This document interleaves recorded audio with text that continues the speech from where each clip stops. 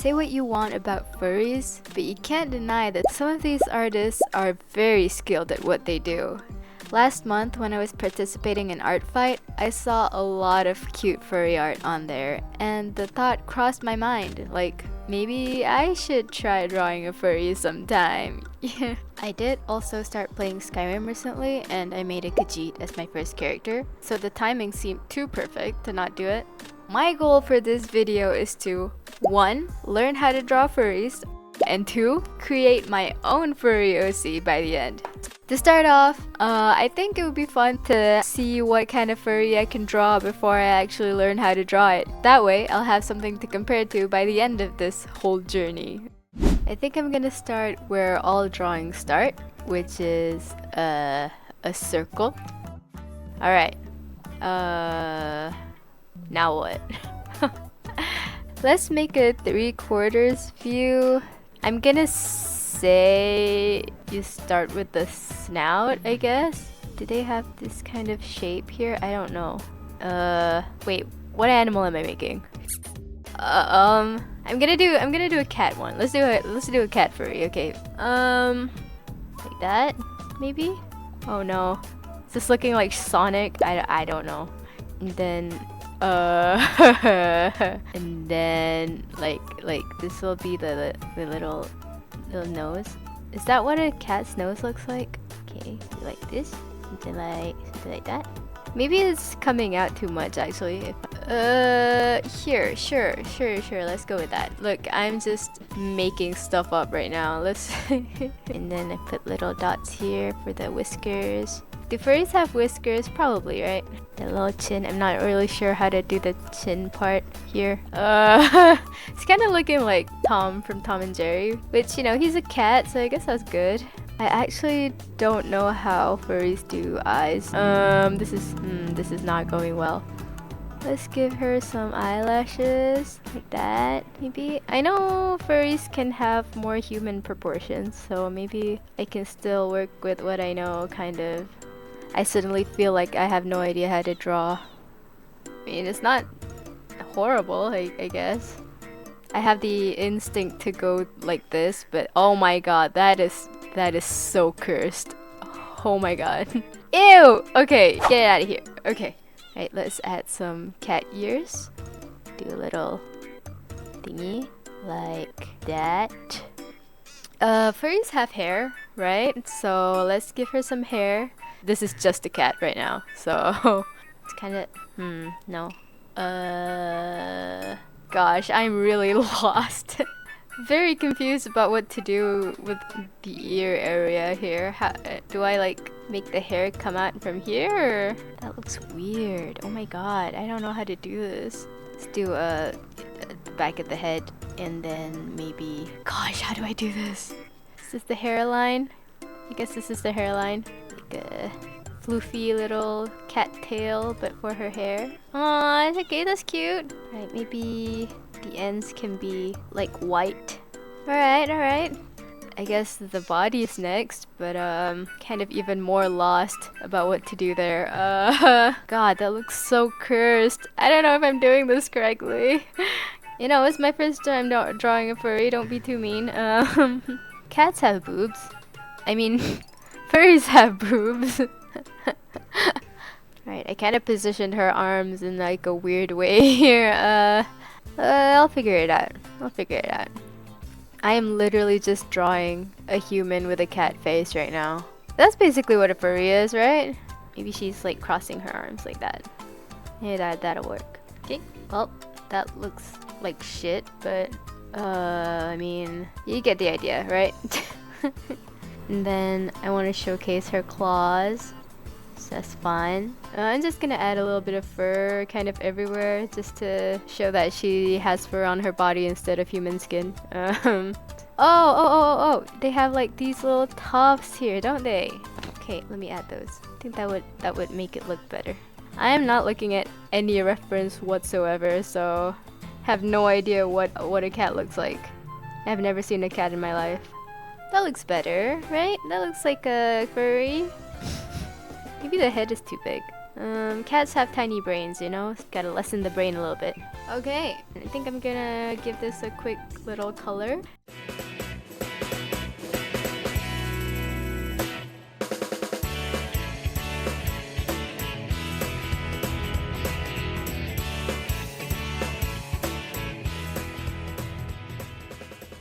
There she is!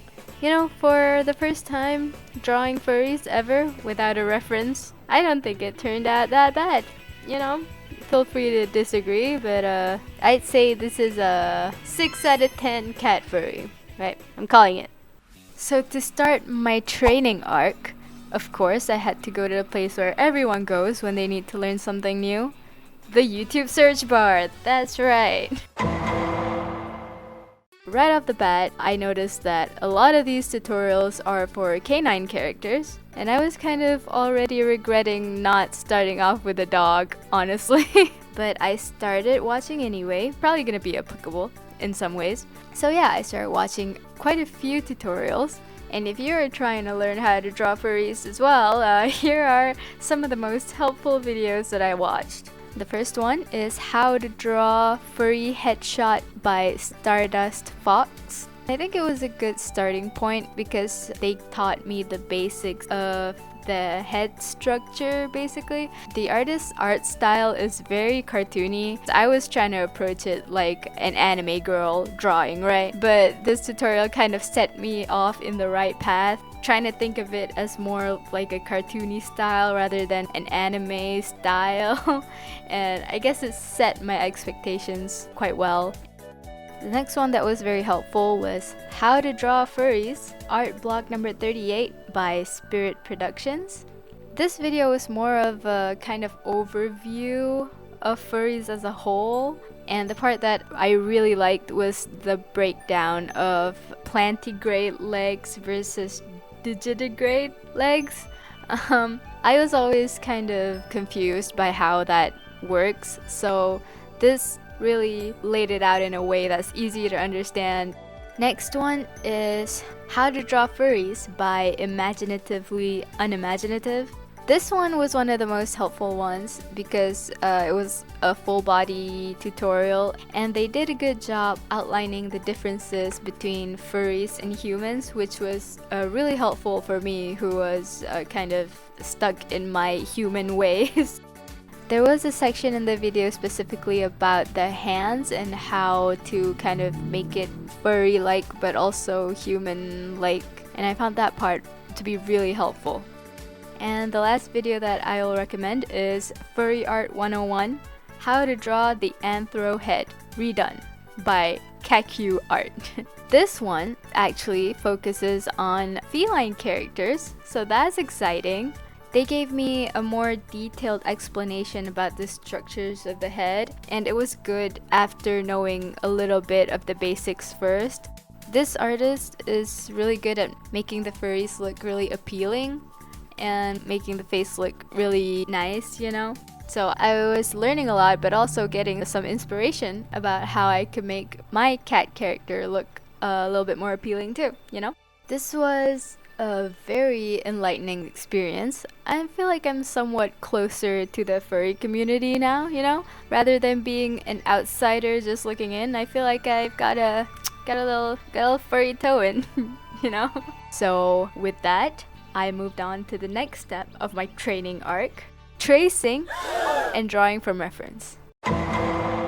So for this step, I looked up some furry references on Pinterest, specifically of the feline variety. I was kind of just scrolling through and seeing what kind of art style looks appealing to me, and there are a lot of great drawings. Of course, some AI, but we don't talk about that.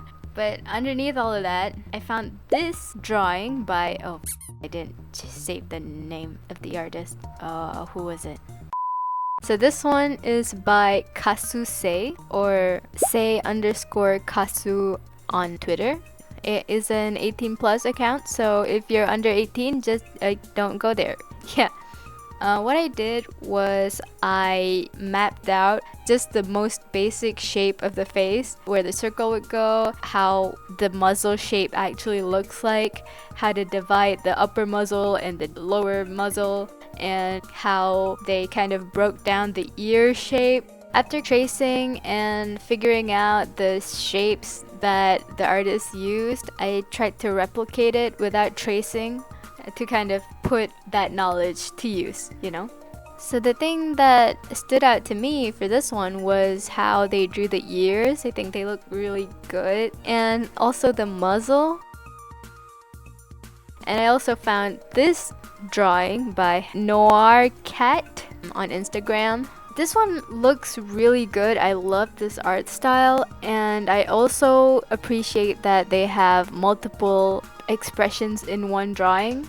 These were so good for me to kind of understand how to draw the muzzle when their mouths are actually open, because all of the tutorials that I watched were for closed mouth characters. So I was kind of having a hard time wrapping my head around what an open mouth would look like on these characters. So these were really helpful.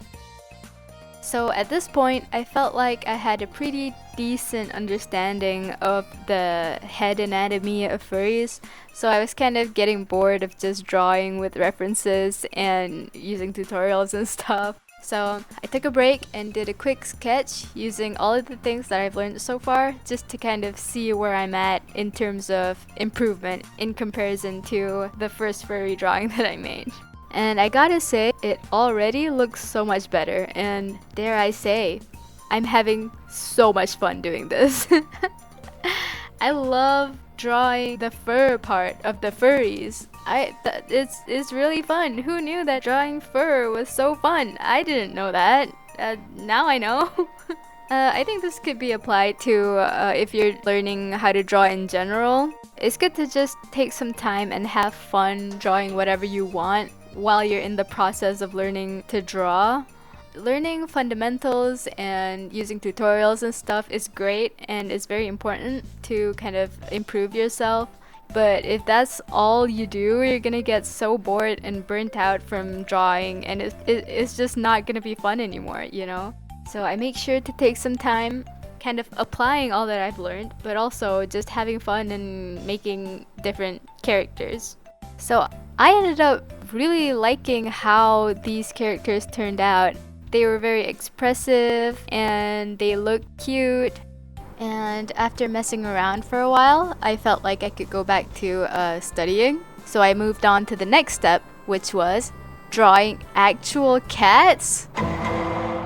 So I may have done this in the wrong order, but I finally decided that if I was gonna draw a feline furry, I should probably try to draw actual real life cats too, you know? I think that would be a good idea. Yeah, I probably should have done this first, but honestly, I don't know. I was just excited to get straight into the furries, so that's what I did. And I think drawing furries first kind of gave me at least a base to work off of, so I know what I'm working towards, if that makes sense. Yeah, so I basically gathered some pictures from Pinterest again, and I tried to look for pictures of cats that look like they have fun, different personalities that I could kind of turn into furries. Yeah, so there's not much to say about these. It was just a fun little exercise, and I think the drawings turned out pretty nice. I think my favorite has to be the chubby one. I love him so much. He's so cute and round. But yeah, after I finished all of that, I felt like I was finally ready to start working on my furry OC. But before that, I wanted to spend a little bit of time studying the body first. What I was mostly thinking about was whether or not to give the OC digitigrade legs, because when I think of furry, I think about this type of leg. But during all of my furry art browsing, I've noticed that a lot of these characters just have regular human bodies. And it looks good. I mean, a lot of these artists make it work. After a little bit of sketching, I feel like the normal plantigrade legs that humans have looks a little bit better than the digitigrade legs, for what I'm doing at least. And yes, it is convenient since I'm already pretty familiar with drawing the human body, so yeah, I decided to go with that option. So with that out of the way, I think I'm ready to start designing my first furry OC! Let's go!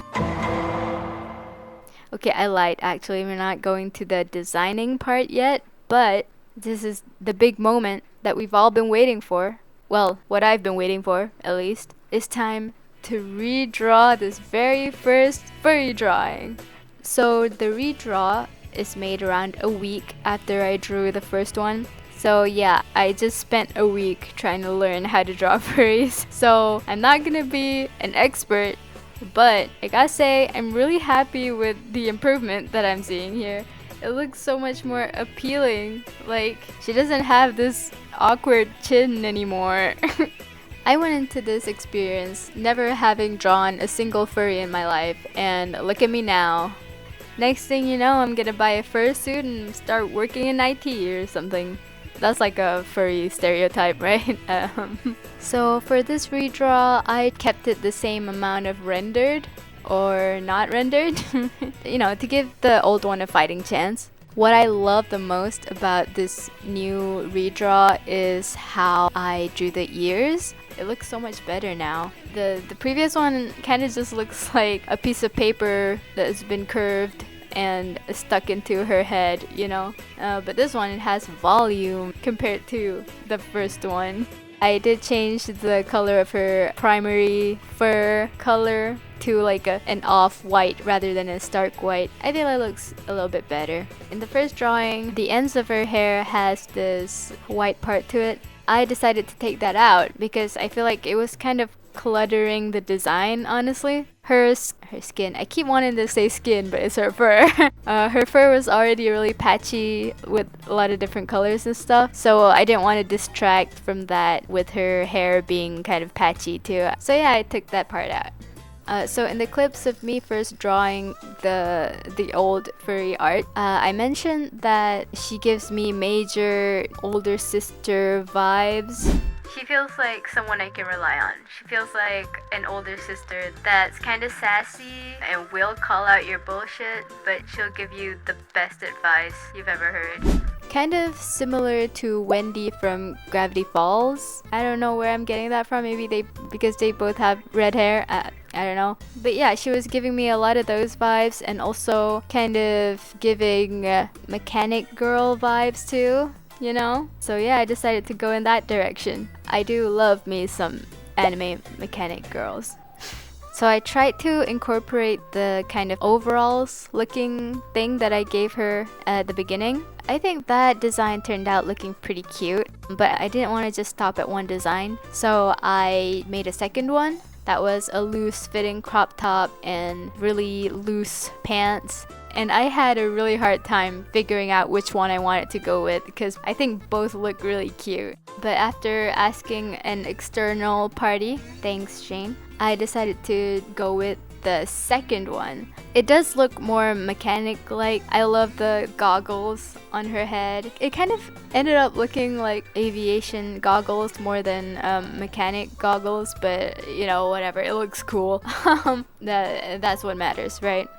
So she is the eldest sister of 4 younger siblings, because a litter of cats is usually like 4 or 5 kittens, right? So I thought that was kind of appropriate. Coming up with this, I kind of got excited about designing her 4 younger siblings as well. I feel like I could do a lot with that kind of setting. There's a lot of potential for cute kitten designs. Based on what I've read, male cats do take care of kittens if they are around each other or like living in the same house, but male stray cats usually don't do that. Now, I'm more familiar with strays because we have a lot of neighborhood cats where I live. They are kind of taken care of by the whole community. Whenever the female cats give birth to kittens, it's usually just the mom that takes care of them. And because of this, I decided to give this character and her siblings a single mom. So yeah, she has a lot of siblings and a single parent to take care of them all. So she definitely had to grow up really early to help take care of the other kids, which is why she's grown up into someone who's really self-reliant and very reliable. I imagine that she finds it hard to rely on other people. She's the person in the group project who tries to delegate tasks to other people, but if she feels like the others aren't doing a good job, she's like, get out of the way, I'll do it myself. You know? for the mechanic part of the character. Maybe she got a mechanic job to help out with money around the house and ended up being really skilled at it or something. Oh, and also, I didn't mention at all in this video, but I decided to name her Mia because it sounds like meow. And apparently I base all my decisions on the fact that she's a cat, so yeah. You know, as I was coloring this in, I was thinking about how this color scheme looks kind of familiar. And I was trying to rack my brain to think about who this is reminding me of, and then it clicked. I just designed Furry Kim Possible. It's actually uncanny, right? Like the crop top, the green pants, the gloves. It's actually crazy how similar it looks. But you know, I've already designed it. I'm not gonna redo it. I'm fine with her looking like a Furry Kim Possible. I think it's pretty cool. Maybe this is Kim Possible's persona, you know, who knows? I ended up actually really liking how she turned out. I am happy to have her as my first ever furry OC. I don't know if I'm gonna make more, but you know, I made one, and the one that I have looks pretty cool, you know? I actually really enjoyed drawing the different splotches of color on her fur. It was one of the most fun parts. I didn't realize how fun it is to draw animal characters. I feel like this has been a big step for me. This is my character development era. I'm developing into a furry artist. Hey, they make good money, right? Maybe I should start taking furry commissions. I feel like trying new things like this, it really kind of exercised my imagination.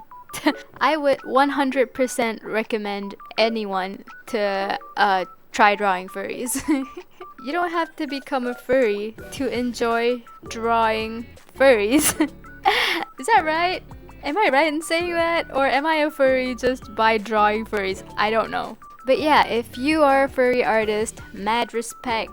Anyway, I am very interested in doing more of these types of videos where I try doing what I'm not used to doing. So if you like this kind of video, go ahead and subscribe. Because it's drawing and I'm drawing and you subscribe. Yeah. Like if you are a furry or like furries or don't like furries, just like the video. Okay, I'm gonna leave now. I'll see you when I see you. Bye bye. Oh god, that was so long.